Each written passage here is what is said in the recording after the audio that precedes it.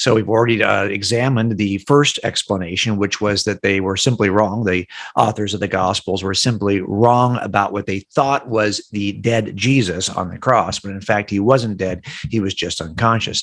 Now we're going to go to the second explanation that some skeptics might offer. But again, it doesn't matter whether it's skeptical or non-skeptical. We're just looking at every possible explanation for the resurrection and then trying to decide which of these possible explanations rises to the level of reasonable because it has the least explanatory liabilities. So let's go ahead and look at the second possible explanation for the resurrection. And that is simply that they were lying about this. I mean, you can imagine that this is probably, I think a lot of these explanations will roll downhill to this one, this idea that the apostles were conspiring to tell a lie. Now, look, there's lots of ways that I have seen apologists or Christians respond to this objection, but I respond to it in a way that's very specific to my work as a detective, because we often are tasked with adding the additional charge in the state of California for conspiracies. If two or more people are working together to commit a homicide, well, then I'm going to add that conspiracy charge to my charges. I don't always add it, but I often will add that charge. So I've had to deal with a lot of conspiracies, and I know how they're constructed. And so here's what I would typically tell people, that there are principles related to successful conspiracies. It turns out most successful conspiracies involve 5 pieces, 5 components, 5 attributes of successful conspiracies. Now, look, if you think, and I always tell people this, be careful about what you think is a conspiracy. We're in a culture right now that is saturated with conspiracy theories of one nature or another. But if you think you know of a successful conspiracy, it wasn't successful by definition. Successful conspiracies are accomplished in such a way that you never realize that anyone lied. So you may discover a conspiracy, but if you've discovered it, it wasn't successful. It's an unsuccessful conspiracy. And that's what we're talking about here. If this is a conspiracy, a successful conspiracy that no one really could ever topple, it would have to have 5 attributes. I'm not here to tell you that there aren't occasionally successful conspiracies, but they're incredibly rare. And if they do occur, they're going to have these 5 attributes. So here's the first one. You need the smallest possible number of co-conspirators, right? Because let's face it, 2 people can tell a lie and keep a secret better than 22. So this is not rocket science. Okay, this is pretty straightforward thinking. I know when I've got 5 gang members who are involved in a crime, I got a better chance of breaking that conspiracy than I do if there's only 2 involved, because the more numbers of people are involved, the more likely someone's going to slip up. The second attribute you're going to have for successful conspiracies is simply the shortest possible time span. Look, it's easier to tell a lie rather, and keep a secret for a day than it is for a year. So these are 2 attributes that are pretty obvious, right? Third thing you're going to need, and this is one you may not think of, that's excellent communication between the conspirators. So it happens typically is if we have more than one person involved in a crime, what's the first thing detectives are going to do? Well, we're going to isolate and separate the suspects to do the interviews, because we know at some point we're going to drill down into the weeds of the details of their stories. And we know that they've only been able to pre-plan these stories, if they're lies, to a certain degree. The more I get involved in the minutia of the lie, the more likely they're going to disagree with one another if, in fact, it is a lie. And that's why we separate these suspects before we do the interviews. You're going to have to be able to communicate with the person you're doing the crime with. So they say, hey, what did they ask you?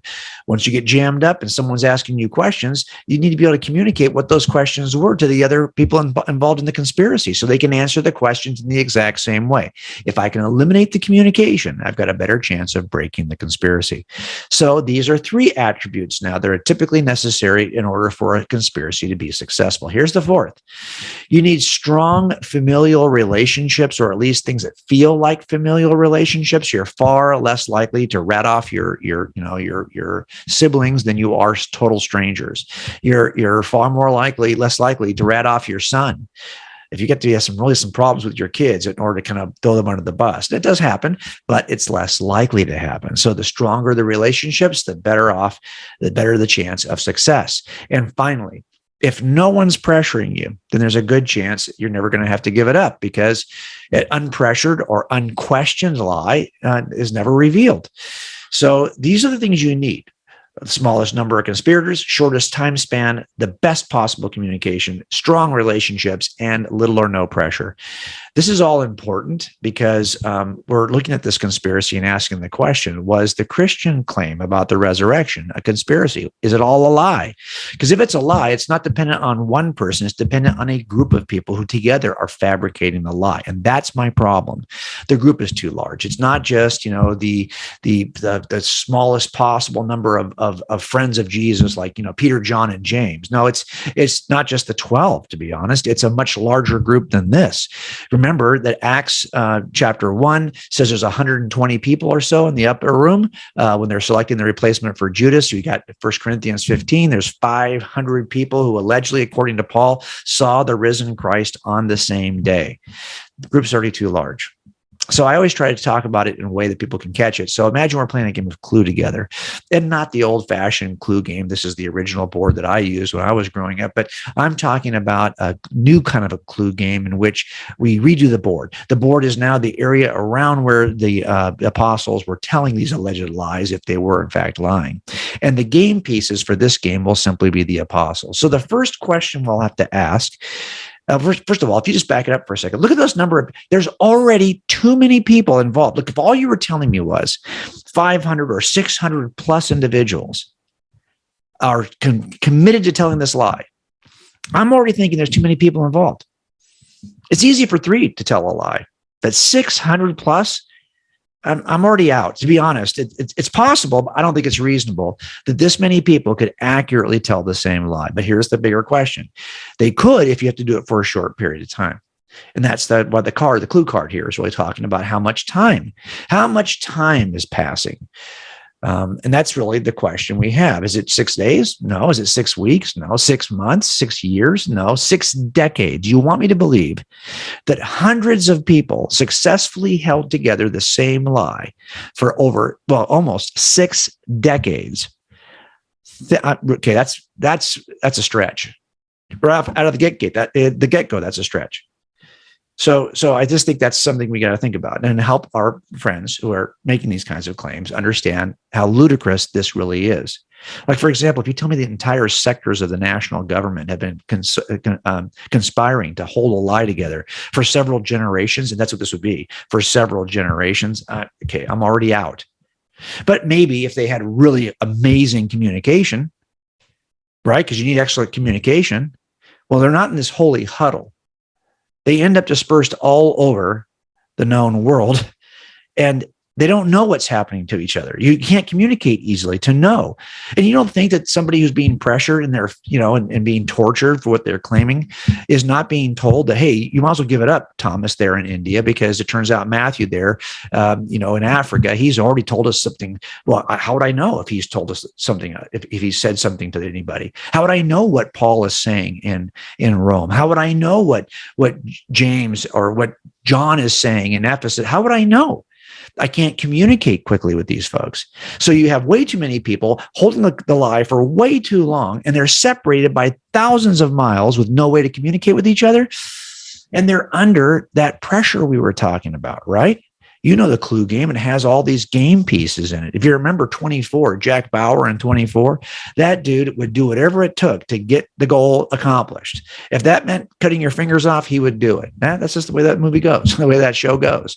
Well, this was happening to the disciples.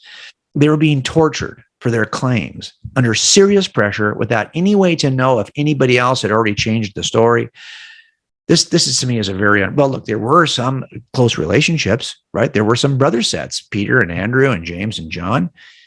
But look at the guy at the bottom of the screen here. He's in Africa. That's Matthew. That's not a guy who's related. Look, some of these folks knew each other for most of their lives. They were fishing together. They were related. They were all a part of the discipleship of John the Baptist. They were looking for the Messiah. Then John says, there he goes. And they all jump on with Jesus, and they have close relationships with each other. But this is not the case for a guy named Levi, who is not even liked, not even wanting to be embraced by the others, and ends up coming in. And after watching everything that Jesus does, he ends up writing a gospel about it. This is not a guy who's closely related to anybody else. They end up separated pretty quickly after the ascension. And now they're telling their story wherever they are. Why would this guy lie? What's in it for him? This is just all these things considered, the 5 things that are necessary: small groups, short period of time, low pressure, with close family relationships and easy communication. All of it is lacking here. These guys didn't have any of the benefit of this, and not a single one of them ever changed their story. Look, you can argue that you don't maybe have a great trust in all the different legends about the martyrdoms of the disciples. I get that. But here's what you don't have. You don't have a single account from antiquity in which any one of these makes it out alive. You might not trust their martyrdom stories to one level or another. That's fine. There's a great book on that, by the way, from Sean McDowell. But the reality of it is there's not a counterclaim. The claims are that these folks died for their story, and they never changed their story, even though they had nothing to gain. And we talked about before, the things that you have to gain, the things that drive lies: sex, money, power. None of that's available to these folks, and they didn't change their story. And by the way, if you're going to start this lie, are you really going to start it with Mary? Is that who you're going to make your first viewer of the risen Christ? When you know that even the folks like Peter, when she comes and says, "Hey, I just saw," they don't appear to believe her. Get out of the way. They run to see for themselves because they don't think they believe her. Yet this is how you're going to start your lie in the first century. You're going to start it with somebody who probably is seen as the least credible possible witness in this culture at this time in history. Now, it's possible you might do this. And that's why I always say, look, if you're asking me, is it possible that this is a vast conspiracy held for generations? Yes, that is possible, but it's not reasonable, which is why, as I said before, you see so many alternatives. When people realize that the idea that he's not dead on the cross is not reasonable, they end up adopting a different view. But there are people who look at this view, they're lying about it, and they realize that's not reasonable, so they adopt one of the other views. The reason why we have so many explanations is because everyone realizes that none of them work.